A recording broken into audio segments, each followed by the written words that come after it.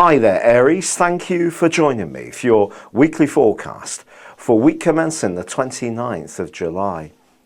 This week begins with a quarter moon, obviously the last of the month, so it's a waning quarter moon, and it occurs in Taurus, but it also is in opposition with Saturn. So basically we have a quarter moon which is in a T-square with the Sun. And this T-square kind of sets the scene for this week in terms of being cautious with your resources. Now there is actually the potential for advancement and transformation around your resources, but I don't think it's the time for you to show those classic Aries traits of getting a hunch, feeling it feels right, and really taking the shake of the dice and going for some kind of risky approach. This is a time to do things in a step-by-step way.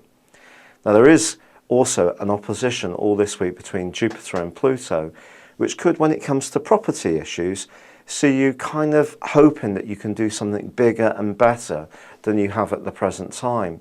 The danger with this particular aspect is it almost can kid us into thinking that we can do more than is realistic.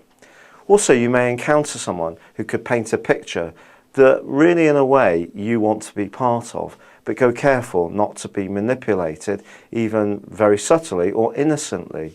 So if you are thinking of moving, I think you have to think about affordability over the type of place that you'd really like. Don't get too caught up in the idealized view of it. It needs to be affordable. That's got to be the absolute bottom line. And if you take this approach, I do think that you can deal with this quarter moon okay. It's also suggesting to you that when it comes to your resources or the resources you share with other people, if you feel that you're putting more effort or creativity or drive into a project than somebody else is, well, maybe you do need to have a frank chat. In the latter part of this week, ironically, the Sun's forging a fantastic link with Uranus in your sign. And this can push you to be more inventive, more original, more creative, and perhaps walk a path that's less trodden by other people. But I still go back to my central point that this is a week when I think it's more about evolution than revolution.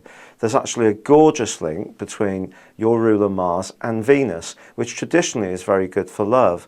But in your chart, it's actually more about home stuff. So you may find yourself doing something practical within your home. It could even be like letting a spare room out, or perhaps reorganizing things to free up more space. Or perhaps you are going to try and find ways to remortgage or pay down debts that you've already got.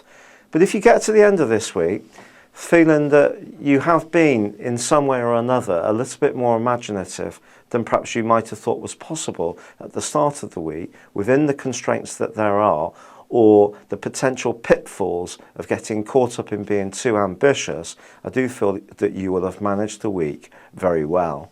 Thank you for joining me. Good luck and goodbye for now.